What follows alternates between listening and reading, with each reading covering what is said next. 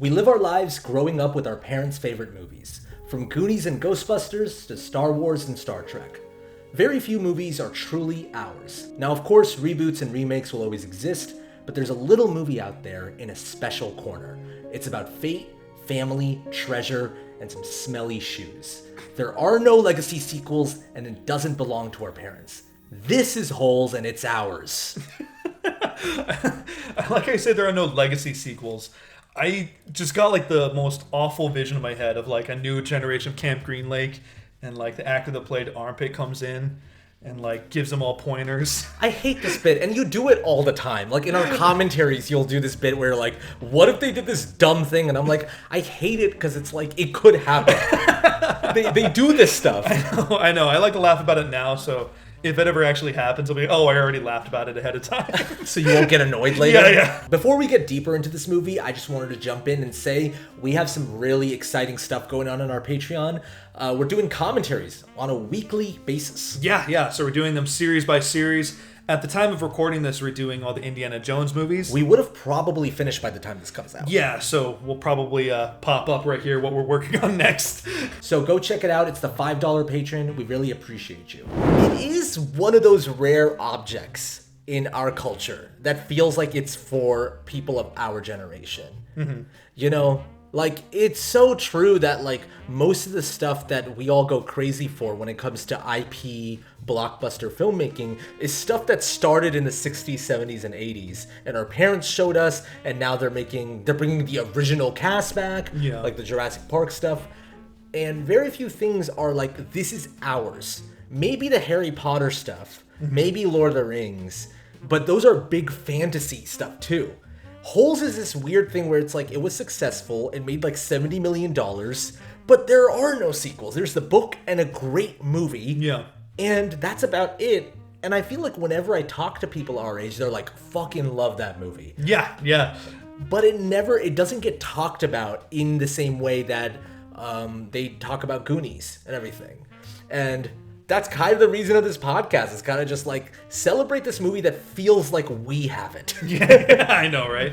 Did you know Louis, I don't know, forgive me if I'm going to say Louis Saker because that's what my teacher said growing up, but it very well might be Satcher. He's the writer of the book. Yes. He wrote a sequel to Holes called like First Steps, I think. Did he really? Yeah, and it's about Armpit after the events of Holes trying to get his life together. It's like more of a normal contemporary drama. It's cool that it's about Armpit. Yeah, it's literally like I don't think Stanley's in it or any of that. It's just about Armpit just going back to his family and trying to, take his first steps back into acclimating to society. They drop this inkling too in the movie when he like writes that little note. He's like, give this to my mom and tell her I said sorry. Yeah. There is like, there's more to Armpit here. Yeah. But I don't really think about it that much. It makes sense why the writer was like, I want to explore Armpit's story. Yeah. But I think for me, the way like adults remember like Sean Astin in that movie, or Corey Feldman, or Josh Brolin in Goonies, right? Mm-hmm. I remember X-Ray and Armpit and Zigzag and Magnet, and you know what I mean. Like those are my your guys. Crew, yeah. And it's just really special. Like I don't like. Okay, so I know you and I both have kind of a similar relationship where we read the book in school and watched the movie when we were little. Yeah. For me, it's like this movie's been my entire life. I don't even remember the first time I watched it. Yeah. I mean, some movies have that where it's just sort of embedded into your life, into your DNA, where it's always been there. Do you remember the first time you watched that movie? Was it at home? No, was it in school? It was at home. I didn't see it in theaters. Yeah. I think... Because I don't think I saw it in theaters either. Yeah, my grandpa might have gotten me some janky DVD of it, like from a flea market or something like that, and just gave it to me. I own the VHS for Holes. Okay, yeah. I had it on DVD, I was a little... more advanced. Yeah. Isn't it funny that we don't have to deal with that anymore of like the VHS or DVD version? I know, but I'm over here supporting physical media. That's right. Either way, it's physical media. But I don't distinctly remember the first time watching it. I definitely saw the movie before reading the book. But it's always been consistently a part of my life. Like even when I was going to college, we were taking a course on adaptations and adapting stuff into movies. And one of the assignments we had was literally to read wholes. Then we all watched the movie together and talked about the differences and things that were similar and how to appropriately adapt something into a movie. Yeah, and to be clear, like you went to like film school. Yeah, screenwriting. Yeah. And well, that's the thing. This is one of those books, along with like Catcher in the Rye and To Kill a Mockingbird, where they're just like, even kids today are just being told by teachers to read this. They're reading this in class. It hasn't gone away.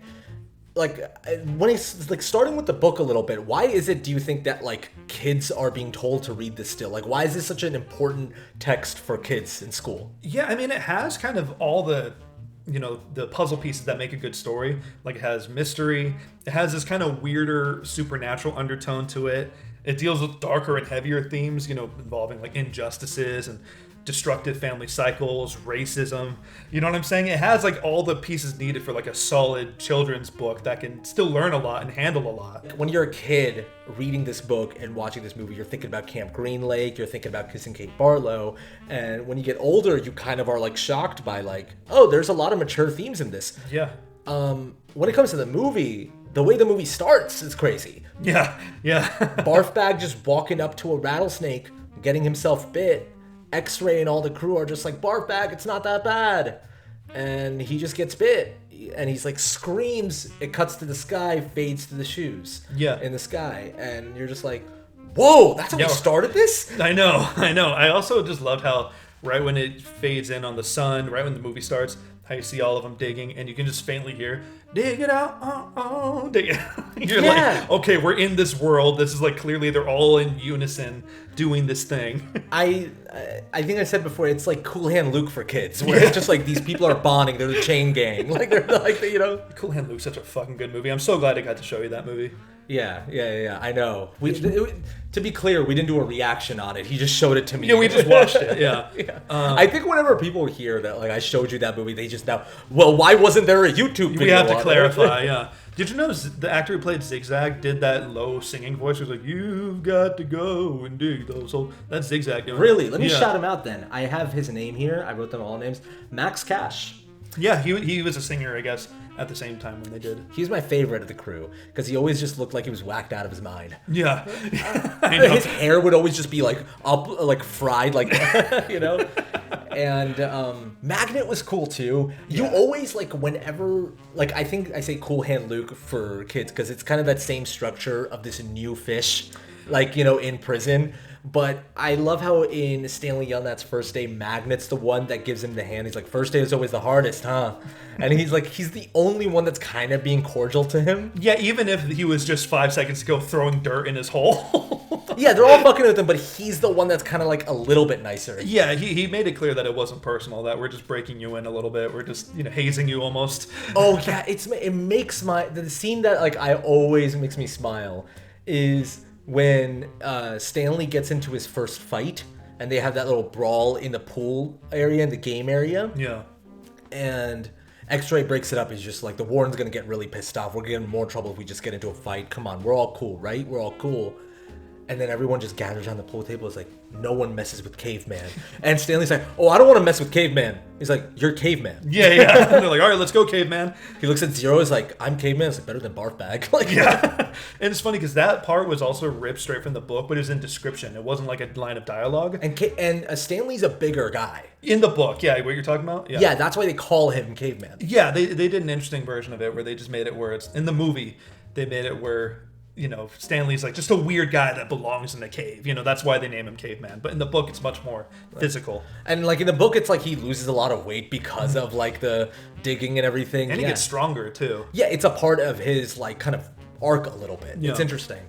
When it comes to the casting of this movie, so you were talking about how it deals with like a lot of mature themes. Now, when you're a kid, you don't notice the adult actors. It was I noticed them. I was always like I always laughed at Mr. Sir. I always thought Mr. Podansky was just an asshole. Yeah. And the warden was the warden. But I didn't process, of course, that's Sigourney Weaver, Tim McNelson, and Jon Voight. And then Kissing Kate Barlow is Patricia Arquette. And Stanley's dad is Henry Winkler. And the cast is so stacked, but I think the way this movie is able to deal with such mature themes is because they got these heavyweights telling the story for you. And it's not just these random actors, because that's sometimes what happens with the Disney kids movies, is that they just get randos for adults and they focus on the kids. But it's the fact that everyone all around is casted so well for the part they play, that this story just glides you along perfectly. Yeah, it does a great job of like pacing itself too, because there's a lot of stories it covers, right? There's a lot of history, which is a huge element of the story. It's weaving back and forth so often to flashbacks. There's like 4 different generations that they're telling the story of the Yelnats. And it's very important to the overall story, right? Yeah, it never feels like, oh, we're just on a tangent here. Yeah, and I think it deals with themes that remind me of, in a weird way, a little bit of the Hereditary podcast we did, but the way that but the way that like every generation kind of deals with the baggage of the previous, but it also has kind of a hopeful twist to it by saying like it's not too late to break the cycle that can always be changed. I remember I wrote that in my like notes in my like under my talking points, that like this movie's a lot about how like we're suffering the consequences of the sins of our father. It's kind of like breaking the cycle, that there is hope outside of that cycle. And the scene that moves me now as an adult watching it last night, was when Zero or should I say Hector, to put some respect on the damn name. Hector Zeroni. When Hector and Stanley make it on top of God's Thumb and they're eating onions and it's nighttime and they're looking at the sky and he's just like, hey, I feel lucky. Yeah. And it's so moving, and part of it is Shia LaBeouf's performance, which is great, but also just like understanding a little bit more what this movie's trying to say. And again, I think people forget that this movie is doing a lot. It's not just some fun kids adventure movie. It deals with a lot of mature topics.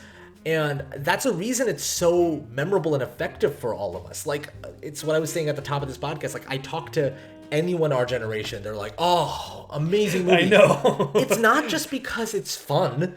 It's because there's things that stick with you. Yeah, well, it's such a distinct story because, like, obviously it has the tropes of, like... Yeah, there's also when it comes to it being distinct, there's also the lore. Yeah. There's so much lore. And it carries a lot of classic YA tropes, right? Of, like, you know, new... Like you said about Cool Hand Luke, the new fish in this new world, and, like, everyone's established and has their nickname. Like, that's such a cliche thing going on, in a good way, you know?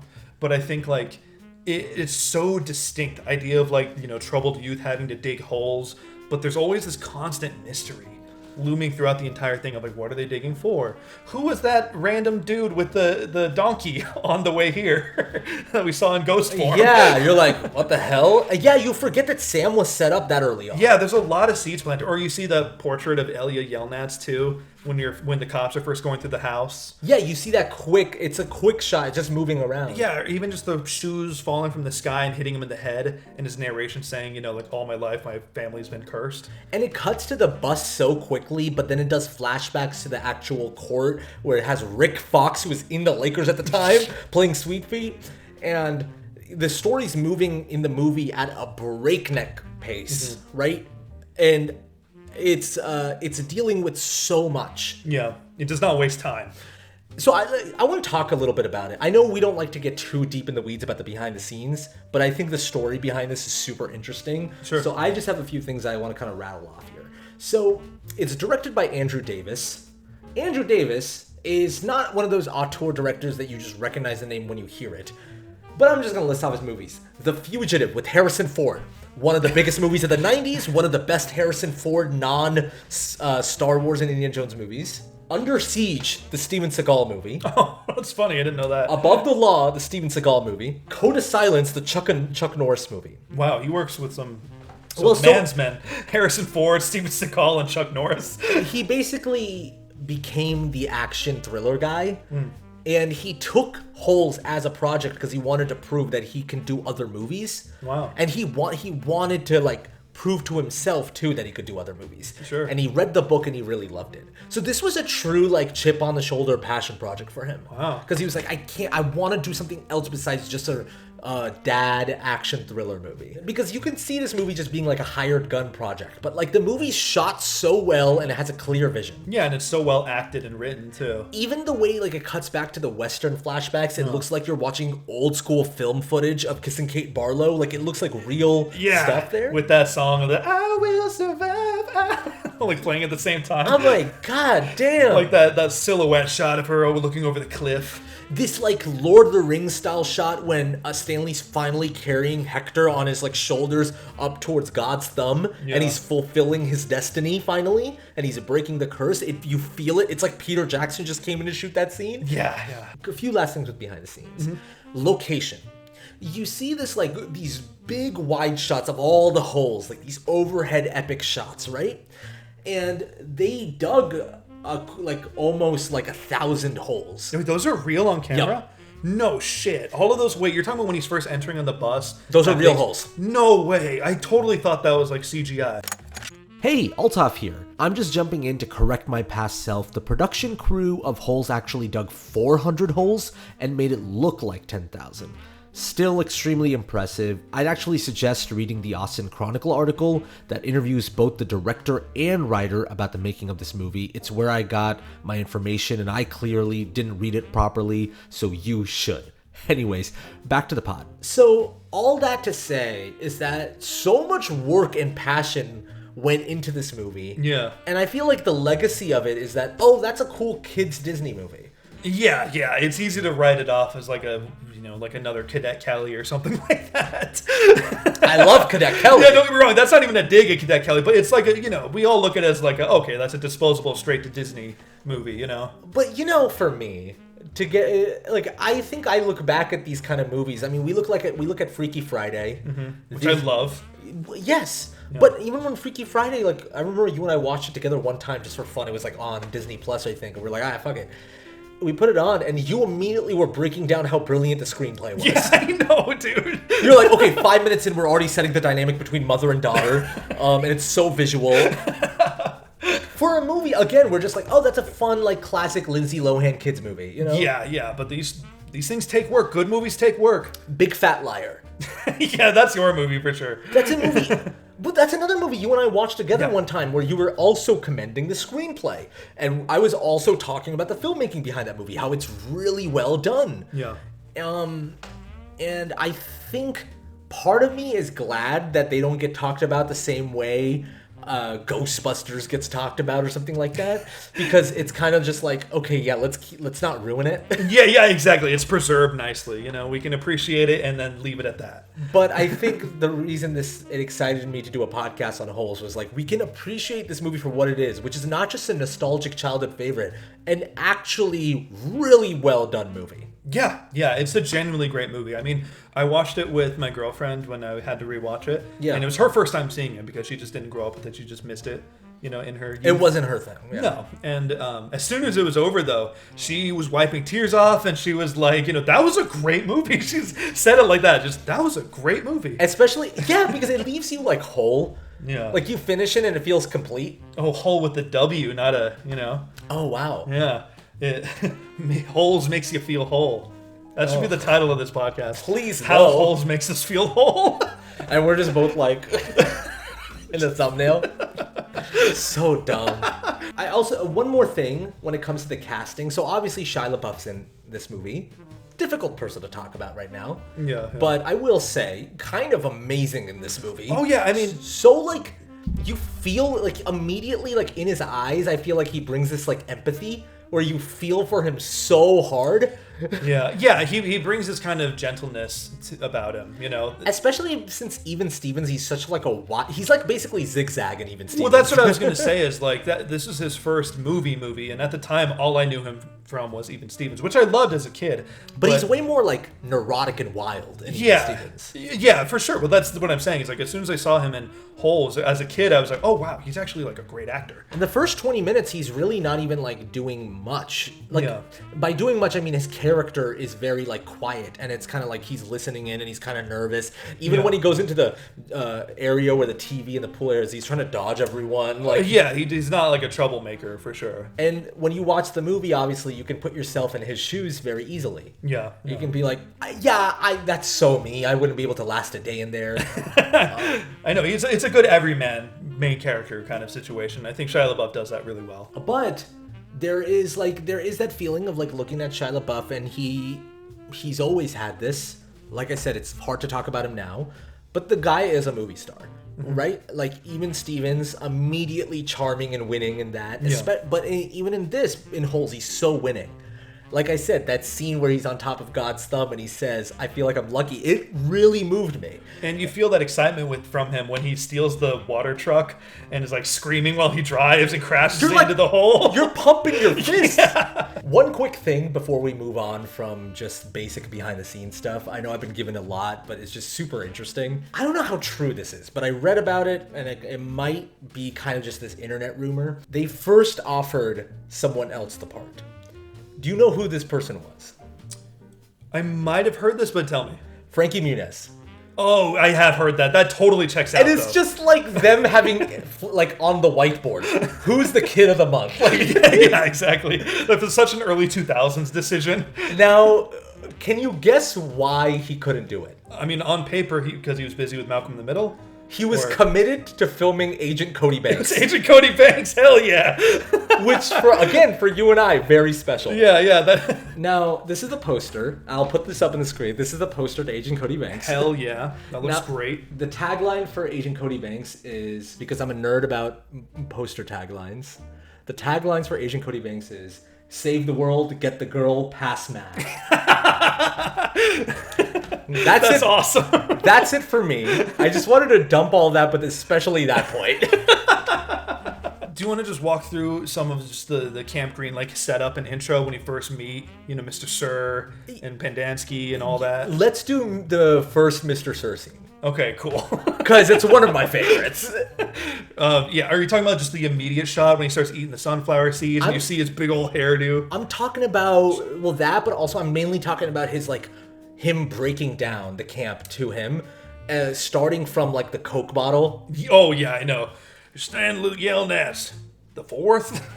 Jon Voight, who used to be this heartthrob in the 60s and 70s, turned into, in the late 90s and early 2000s, the weirdest looking man ever. I know, and you know what's funny is, like, it took me a while to figure out that was Jon Voight. It's like a transformative role for him. He looks nothing like how he does in any other Jon Voight movie. It's the Elvis hair, the sideburns. Yeah, it's such a distinct look. I just love characters that immediately have a thing. Yeah. Where it's like, oh, that's sunflower seeds. Okay, that's his thing. I know. It's funny, as a kid, though, I used to get Jon Voight mixed up with Christopher Walken. That was like my weird, like... I think you're not alone, even though they don't sound anything alike and they're very different, but you're not alone on that. Just that face value appearance as a child, I don't distinguish them. It's not like I was like, oh, that's the guy from True Romance. Like, I didn't catch on to any of that. Yeah, no, totally. I recognize Christopher Walken as the guy from Mouse Hunt who ate the rat poop. Mouse Hunt. My Christopher Walken was from Click. Okay, yeah, fair enough. That's showing our age. Yeah. But have you ever taken a summer camp or gone to like a not a 2-week? Not a sleepaway camp. No? I've had summer camp where it's like a day and you come back home the night. Okay. So you've done like local summer programs kind of thing? Yeah. Gotcha. Because I've done a couple. I've done 2. One was in Berkeley and it's for 2 weeks. Okay. For film. And I was probably like 13. And then I did another one that was 4 weeks in New York for screenwriting. Yeah, like for me, I always wanted to. Yeah. Like, and even when I was a kid and watched Holes, I'm like, man, I kind of wish. That's why I asked out of curiosity, because it reminded me in a weird way, even though this is like prison. This is like shows how privileged we are. We watch like prison, like, ooh, I want to go to They're camp. in 100 degrees digging holes, and I'm just like, man, it sounds like they made friends, though. But, I mean, in a weird way, that is like a kind of a compliment to the movie, because it does illustrate the point of like the value of making good friends in troubling times and like making unconventional alliances, Totally. I have a lot to talk about when it comes to that. Yeah. There's some pivotal scenes where I think you and I like love equally. Yeah. But like, let's go back to the Mr. Sir scene. Yeah. So yeah, we see Mr. Sir and his absurd body language and his, it's mostly highlighted later in the movie when he has the gun and he shoots a yellow-spotted lizard and he's like running with this weird little hip side with his gun out. Like you said, Jon Voight giving a very transformative performance. My favorite moment is in that introduction scene when he's showing Camp Green Lake. He's like, you can't run. Over there, no fences. I won't stop you. And basically showing that, like, you'll die in the heat. Yes. There's nowhere to go. But... more specifically is when he's giving that rundown to Stanley, he just quickly turns around. I'm warning you! You heard the man, Spence. And he's like, I'm watching you! I'm warning you! With his hand on his pistol. At this guy that's just standing outside. He just has to assert his authority once in a while. It's warning you, right? Yeah, I'm warning you. And just the fact that already off the bat his name is Mr. Sir, too. It's just such a strange... Oh, and it's such a good moment with Shia LaBeouf performs when he's like chuckling to himself. Yeah. The moment that like I always remembered as a kid, you know how there's just certain movie moments that you just don't forget? Yeah, of course. Even though how small they are, when Sir is like getting the Coke bottle out. I remember as a kid, Coke never looked as good as it did in that movie. I'm like, I could compliment to the movie. We've only been there for 10 minutes in this movie, and I'm already thirsty. I feel the heat, right? But when he gives the Coke bottle, Shia LaBeouf goes for it, and he's like, oh, you're a bag of tricks, aren't you? You thirsty, Stanley? Yes, Mr. Sir. Well, you better get used to it. You're going to be thirsty for the next 18 months. Better get used to it. You're going to be thirsty for the next 18 months. Who's your favorite? Of the teachers or anyone? Between the warden, I feel like Sigourney Weaver's in her own, and we'll talk about her. Besides Sigourney Weaver. But we're talking about between Podansky or Mr. Sir. I mean, I think Pendansky is like a good comedic relief for sure until he's not. I think Mr. Sir is a comedic relief. Oh, they both are, but I'm just saying Pendansky being like the nice one who's like as soon as we meet him, remember it's like that shot of his socks and it pans up to him or tilts up. But that's like, I always looked at Mr. Sir as the really funny one, and I would laugh. Yeah. Podansky is like evil.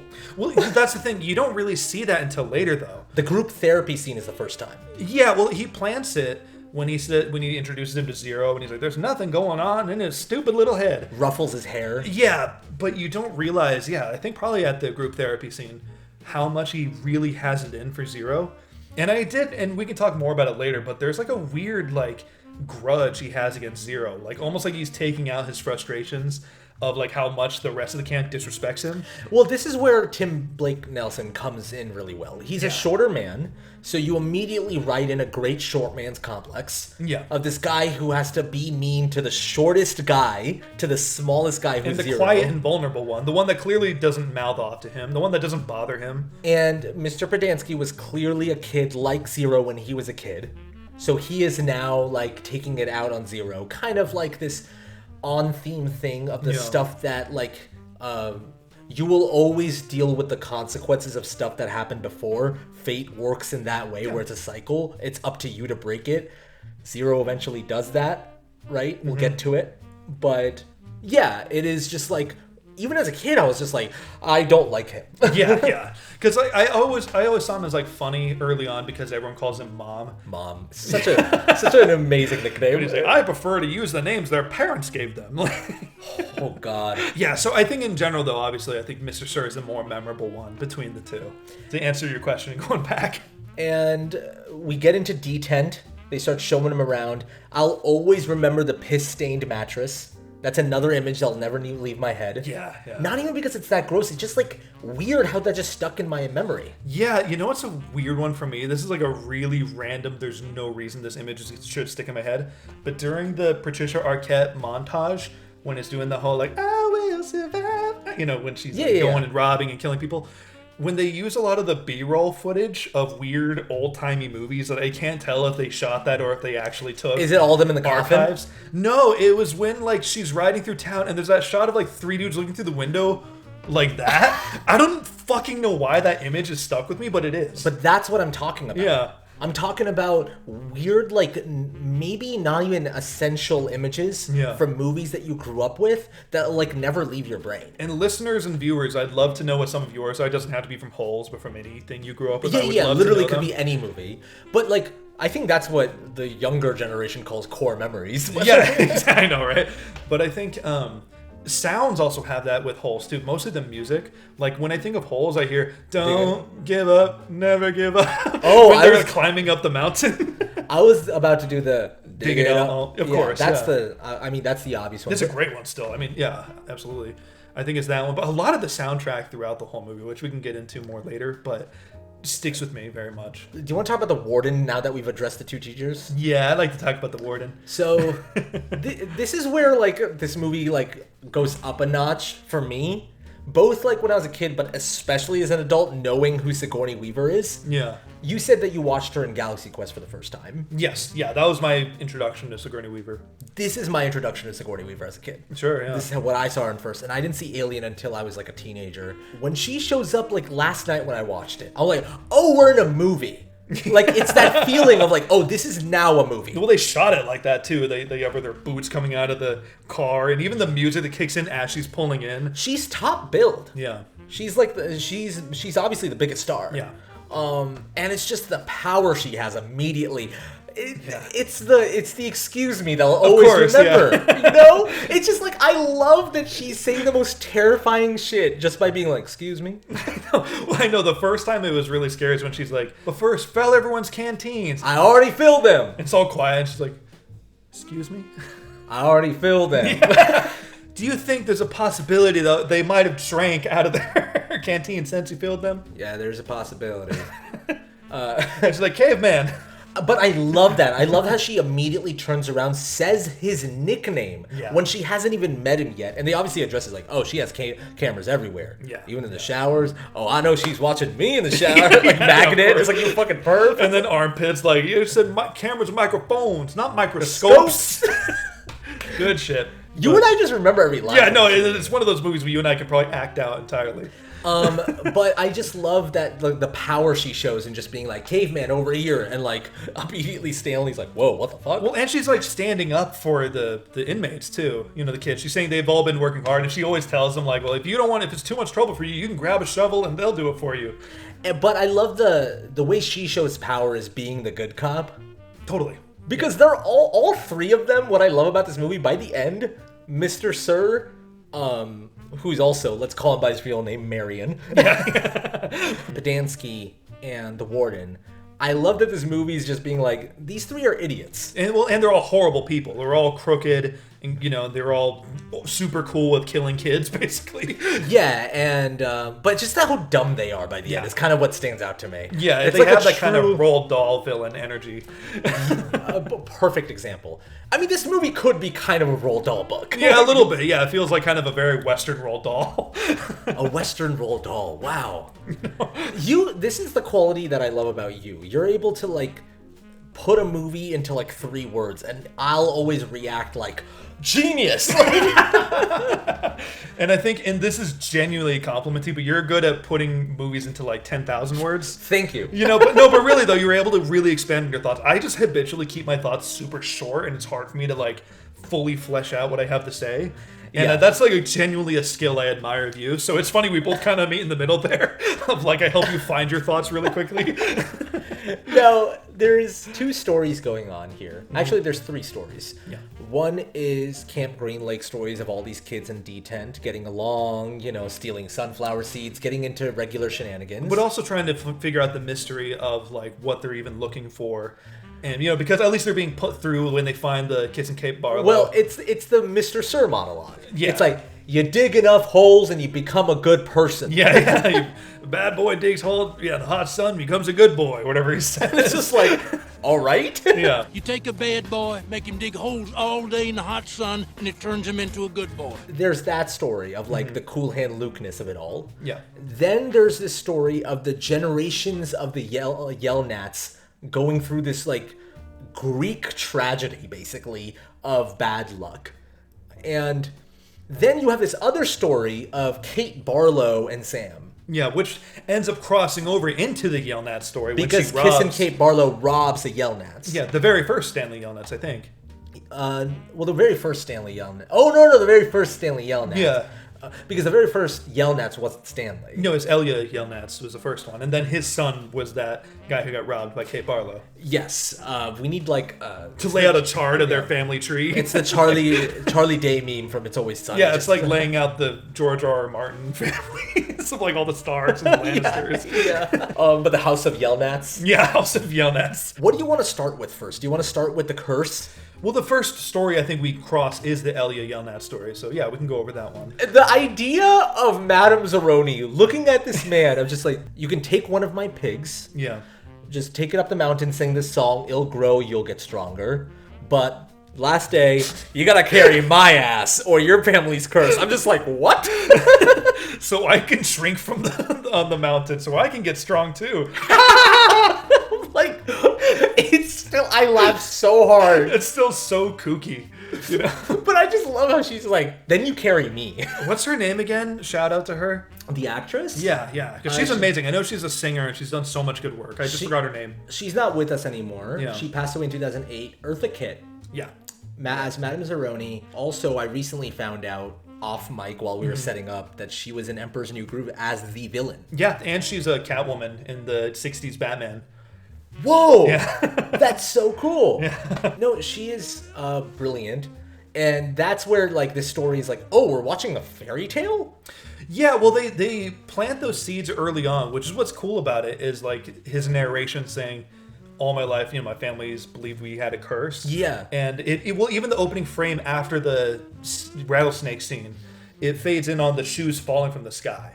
So it already feels like there's this non-human element to it, And it's when you find out that it's Hector, who's a Zeroni, that's his full name, which I didn't pick up on embarrassingly late. Like, I didn't pick up on the fact that they were related Zeroni until 2 years ago, maybe, when I was watching. I was like, whoa! Like, that's how the curse ends, is because he carried a Zeroni up. My dumb brain didn't even pick that up. I just thought, he did a good thing, that maybe that's why. Yeah, fair enough, yeah. But the just the brilliance of Zeroni was the one who dropped the shoes on him, causing both their fates to be like interlocked with each other. But it was basically a Zeroni punishing a Yelnats. Yeah. And it's just like, because of you, boom. Yeah, and even though Stanley the Fourth, Shia LaBeouf, didn't have anything to do with what they did. But it's his family's curse. Yeah. But it's like, in this cosmic way, Madame Zeroni just dropped these shoes on Elia again. You know what I mean? Just be like, hey, fucker, you forgot about me. Yeah. Well, and even the idea of, like, Zero, his real name being Zeroni. Yeah. You know what I'm saying? Just Zeroni. There's, like, again, it's just a weird fate thing that's touched on it. And it was all because of, like, he wanted to get this woman's hand in marriage. And basically the thing was, get a fatter pig. Yeah. And it was like an exchange. It's very old-fashioned. We're trading the pig for my daughter, basically. And it's because he forgot Madame Zeroni, the pigs ended up weighing the same, right? That was the thing? No. They just weighed the same, but they let her just pick. He forgot Madame Zeroni afterwards. That's right. So basically, like, she's just presented to be, like, dumb as rock. She's like, okay, I, like, between, like, the guy from Borat... Yeah. And this handsome dude, Yeah, and she's like, okay, let me pick a number between 1 to 10. Yeah, shout out to that actress. I don't know her name. I don't know if you wrote it down or not, but she did awesome just for that short scene she's in. There's this quick scene where she's like, and she's about to, like, wipe her shirt, and she's like, and it's such a small, like, I never caught that. It's a That's small funny. moment that I picked up on this time, but I was like, oh, that's so good. But yeah, they both weigh the same, and then he gets mad because he realizes, like, oh, she clearly doesn't even have a real interest in me. Yeah. And so he's like, keep my pig as a wedding present, and he leaves. And then he decides to go to the States because that's what he just wanted to do. But he forgot to bring Madame Zeroni up the mountain after that. Yeah, it cuts to her being all alone and pissed. Yeah. Like, I wanted to go up there. I wanted you to carry me. She's so weird. Yeah, and the curse lives on. And meanwhile, we have, like, a present-day Yelnats family trying to make the perfect recipe for shoes not to smell. Yeah. The craziest thing. I know.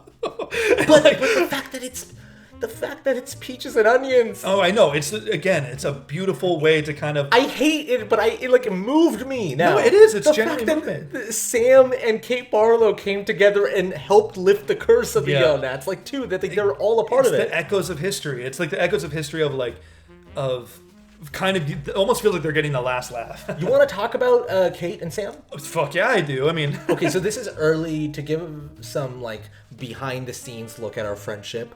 Very early on in our friendship, you and I were talking about holes. Yeah. Like, and we kind of bonded to the fact, like we said earlier, that we both love this movie and the book. And we both were just like, remember that I can fix that guy? And you're like, oh man, huge man crush on the guy. Like, no, dude. We both immediately were like, that guy, man, that guy's alpha as fuck. Well, the way it pays off, because, like, obviously it's like him just being naturally charming, right? When he's like just offering to fix the roof for her. And then she's like trying to keep him around, saying, "Oh, that window doesn't shut." Before even Kate, though, when he's like, Yeah. "Sir, can you give me your hat for a second?" Oh, And yeah. it's just like, "Well, if you take this, rub that over, you'll grow." Your hair will be as thick as Mary Lou's over here. It's his Whatever he dog. said. Oh, no, it's a dog. His Sorry, it's donkey. His donkey. Yeah. And like obviously it establishes that Kate has these peaches and he has these onions, and they like he offers to like fix her stuff, like fix her like a little school that she has, whether it be the window or the door. Yeah. In exchange for 3 jars of her spiced peaches. Yeah. And the fact that he knows like poetry and literature, like he's well read. I know, he's like the perfect man. He's like handy. He's like he's like, I'm just good with my hands, and I'm like, I bet you fucking are. I know, dude. But, yeah, then by the time she's like dripping tears on her book, you know, he walks in, holds her hand. I can fix that. And you're like, oh, dude. I will never be half the man that Sam is. You know, dude. Like, shit.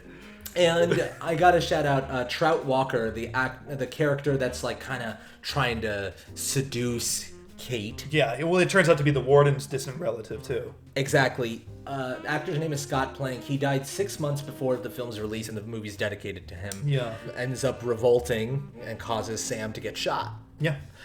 And it's just this very tragic story. Patricia Arquette is obviously in her own movie, right?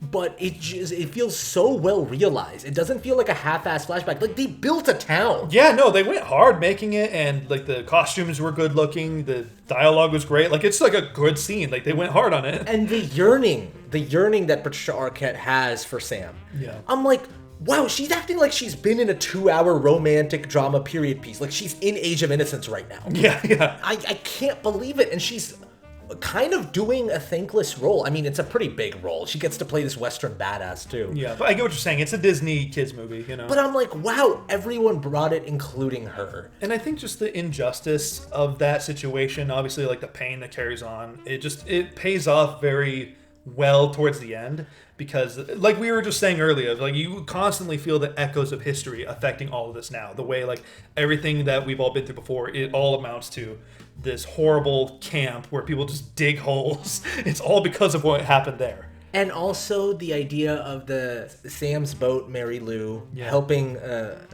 Hector and Stanley. And the peaches that are in there, the sploosh, that's how they discover Like, Kate and Sam are helping them along the way. Mm-hmm. It's so beautiful, man. Yeah. Also, I just want to shout out the actor who plays Sam really quickly. Yeah. Dule Hill, I think it's Dule is how you pronounce it. He's on Psych too, right? Isn't that the other big show he did? I was going to say, this guy has had an amazing TV career. Yeah. He was a primary cast member in both West Wing and Psych. Oh, yeah. I didn't watch West Wing. Yeah, he was in West Wing and Psych. So, like, amazing career. Damn. But, again, the first thing I saw him in was this one.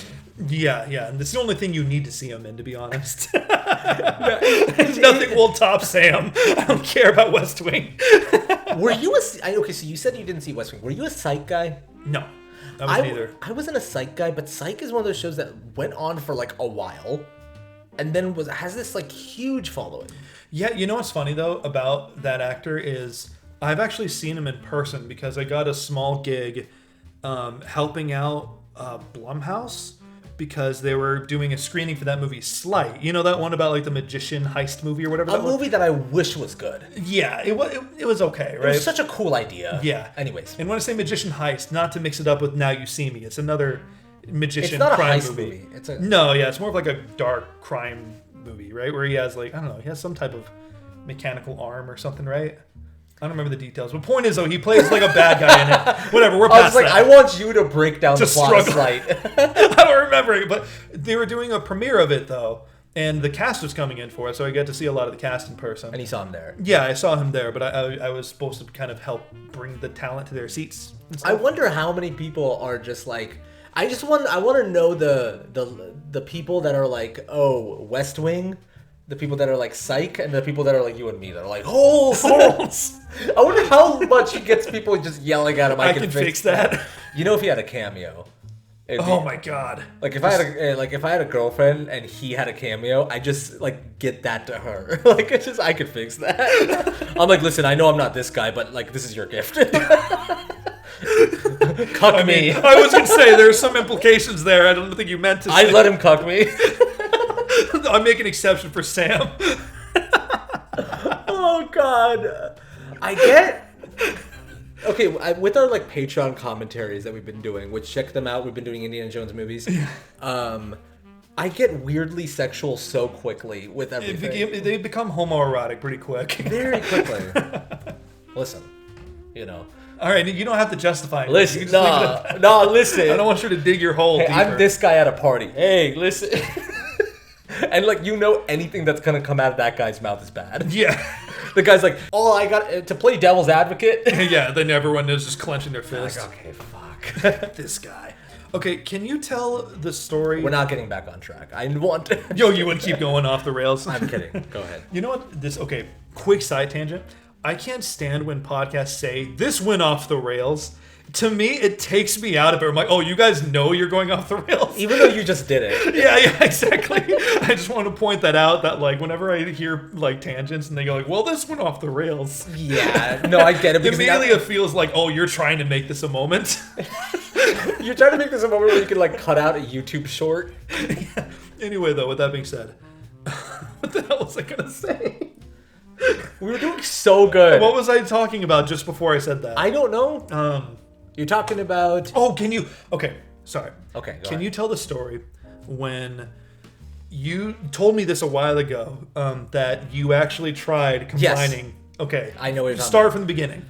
Okay, so when I was a kid, I saw this movie when I was a little kid, obviously. Again, like I said, I don't remember how old I was when I first saw it, but I was very young. And I tried to do the sploosh thing. So I took like a shoe of mine and tried to like, and I had a peach and onion, and I tried to like actually make that a thing. Like I squished them together and put that in my shoe, and it didn't work. And it was just kind of like a, what the fuck is wrong with you? Now you're there with like onion and peach in your shoe. Yeah, and that's it. It just, I felt very dumb. It's like a moment as a kid. I'm like, I'm strong. Like I wasn't even disappointed. I just felt stupid. Yeah, I just wanted to bring that back in case, you know. No, the good call. I totally forgot about that. The end of her story is she's by the old boat. Yeah. She's leaning against it. And doesn't she say, it's been so long, Sam? Yeah, where it's like, it's so hot, Sam, but I feel so cold. And he comes in and he's like, I can fix that. It's I Ghost know. Sam. And I know. it's Trout, but he's like fucking old, broken tooth. He has a daughter. And she remembers her from her class. Yeah. And I think that's another, I keep saying moving, but that's another part that kind of moved me this time around too. Just because I was just like, oh my God, yeah, she used to be a teacher. Even though we saw it like 10 minutes ago, this movie does such a good job in making you feel like this time passed. Like you spanned a decade. And you feel the weight of that time too. And like it's that idea of Sam dying and now this place is just a desert. Like, well, yeah, they say like it stopped raining since Sam died. And she takes a yellow spotted lizard and just kills herself. Mm-hmm. Let's start talking about like that third act. He's like, let's just dig one last hole. Yeah, which we all accept it.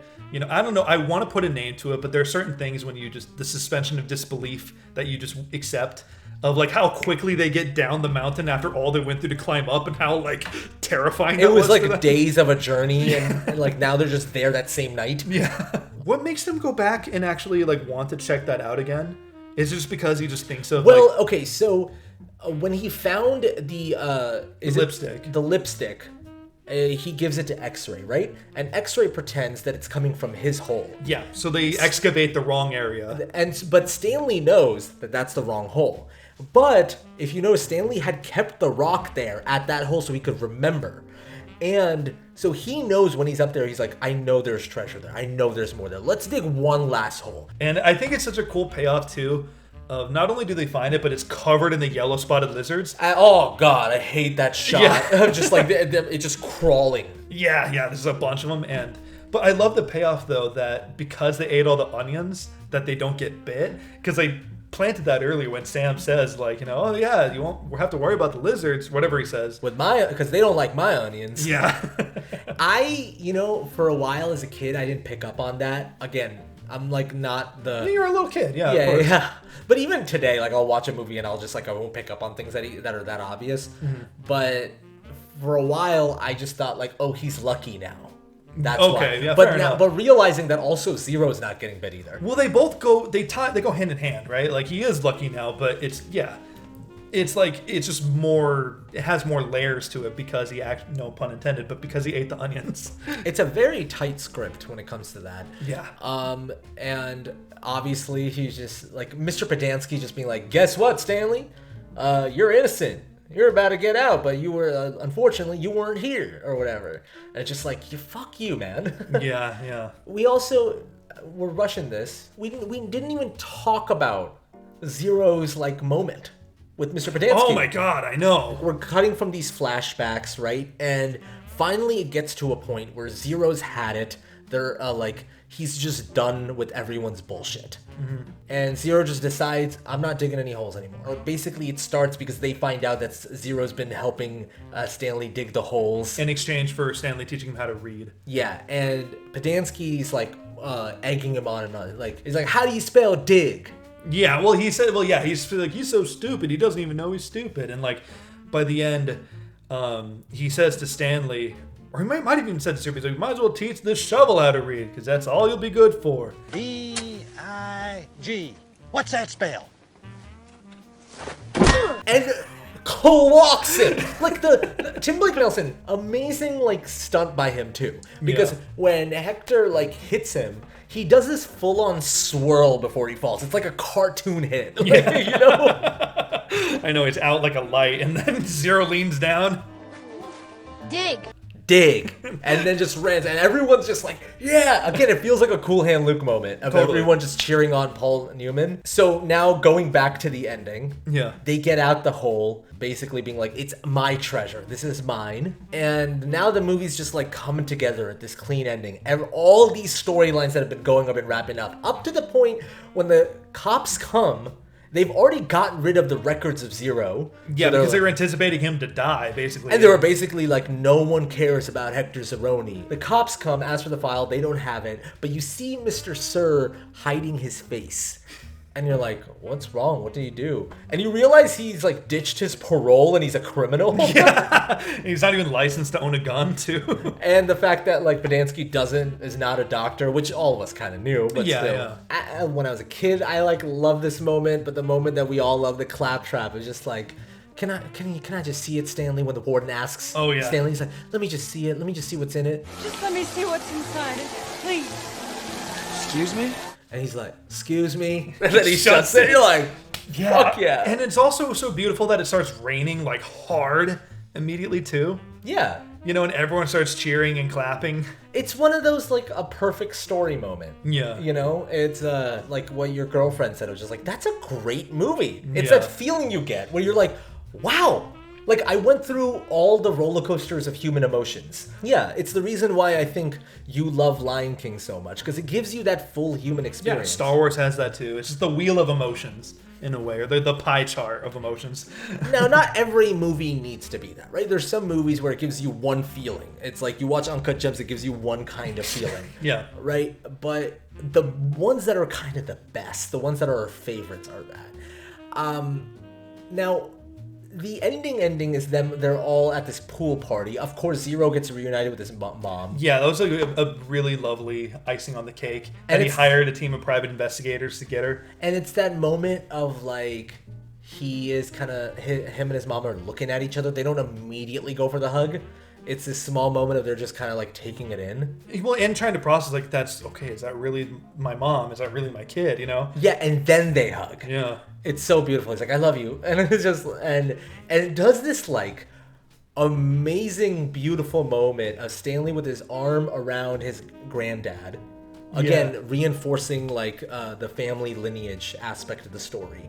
And it gets closer to the granddad as he's tearing up. Yes, he was the person who knew about the curse and understood it, because he's the one who, when he heard his name was Hector Zeroni, he was excited about it. He's like, oh. Yeah, so I think it's that sort of thing of like feeling the relief of like, because he's old and he feels like the weight of his family's legacy. He's like, I can die knowing that we're all good now. Yeah, I think it has that element to it, you know, of like that baggage of his family's history now coming to a close. It's pointed that it goes from Zero and his mom hugging to the shot of Stanley with his arm around his granddad. Exactly, like the two generations are kind of at peace now. The pool party at the end looked like the best fucking pool party. You know, with the barbecue, and you see the statue too with the shovel in it. Yeah. I always loved how that's the closing frame. Yeah, but it's just, I don't know, there's something about that swimming pool that just looks like, god damn, I want to be in there. Well, it's the relief of the whole movie too, of how like dry and like you just felt thirsty. Well, the whole way that's through. it. That's it. Yeah. So the fact that it's just like this perfect summer swimming pool and there's a slide, and then also the barbecue that they're cooking. Henry Winkler's just Henry Winkler grilling burgers. Yeah. I like that's Well, it. now they're all millionaires too. So Yeah. It goes to Rick Fox doing a full-on sploosh commercial. yeah. It's like they call him, my fans call me Sweet Feet, but back home, you know, I call him Stinky Feet. To wrap it up on Rick Fox for a second, I love that Rick Fox also kind of brought it. Yeah. Like that shot in the courtroom is like, I don't understand why anyone would do that. Would steal from homeless children. You're no fan of mine. I know, you get that one single. And him he just has leaning like his in. eyes are watering up. I'm like, what the fuck? I know, it's like he's really putting himself in the shoes of like what happens if a fan of mine did something that awful, that evil. Not to diminish his talent, but I'll be like, that's just an NBA player that they need. No, yeah, That easily could have just been like, we need an NBA player, just come in and do this. But the fact that Rick Yeah. Fox brought it, like, because they go to an extreme close up on him, and you Yeah. have to sell that if you're gonna do that shot. You know what I mean? And then the credits roll with the full on song. Yeah. It's everyone, right? Yeah, everyone gets a little verse or All a of couple D-Tent. rhymes. Yeah, D-Tent. It has an end credit scene. Well, I think he says like, "But if you don't carry Hector Zeroni up the mountain, you and your family will be cursed for all of eternity." Any closing thoughts with this movie? No, I mean, like, you know, it's fun to elaborate on this movie because, you know, I think you and I have been challenged with that sort of thing when we're so familiar with the movie. We're like, okay, where do we start? How do you open this can of worms a little bit? Yeah, there's that feeling definitely with movies like Willy Wonka, Big Lebowski, where movies that have been talked about for a long time. But Holes felt like, well, I'm just excited. I have a lot to say. Yeah, we got this one. And again, we don't see that many podcasts on Holes. We don't see that many videos on Holes. And, you know, like, there's no one's doing film analysis. There's no Criterion Collection piece on Holes. You know? I would love to see a Like, Criterion. what could it be? It could be like a shovel or something like that, and exactly. a blue hat. Like, that wraps it up for us. Thank you guys so much for listening. Thank you guys so much for watching. Thank you so much to our patrons for supporting us again and again. We have some exciting stuff going on in our Patreon, by the way, including the commentaries and our mailbag. So please go check it out. Thanks for watching. Stay nice, dudes.